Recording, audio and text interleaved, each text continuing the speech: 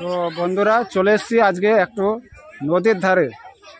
কি মনে হচ্ছে নদীর ধারে? দেখুন আমার পেছনে সকল ছোট ছোট ভাই ও বোনেরা ও মায়েরা এসছে এই নদীর ধারে আমাদের প্রভুর অভিষেক করার জন্য, জল ঘটে জল তোলার জন্য। তো সাথে থাকুন আমাদের আজকের এই বাৎসরিক অনুষ্ঠানে তথা ভগবতীপুর দেবনগরী ধামে আজ উপস্থিত হয়েছি। আমার নিজ গ্রাম তথা মালদা জেলার চাচল থানার অন্তর্গত ভগবতীপুর হিন্দু মিলন মন্দিরে।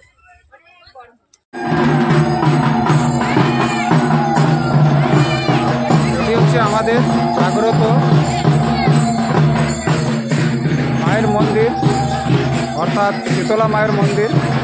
আমার পিছনে থাকা যে মন্দিরটি দেখতে পাচ্ছেন এই মন্দিরটি জাগ্রত মন্দির। সকলেই প্রণাম করুন ও আশীর্বাদ গ্রহণ করুন।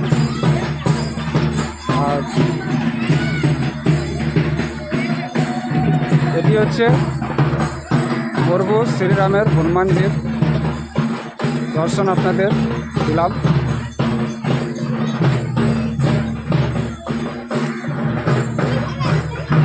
তো আমরা এখন বেরিয়ে পড়লাম আমাদের সেই মন্দির প্রাঙ্গণের জন্য।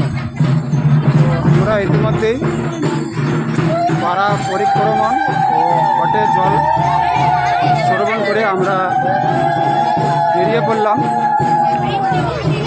আমাদের মন্দির প্রাঙ্গণের উদ্দেশ্যে।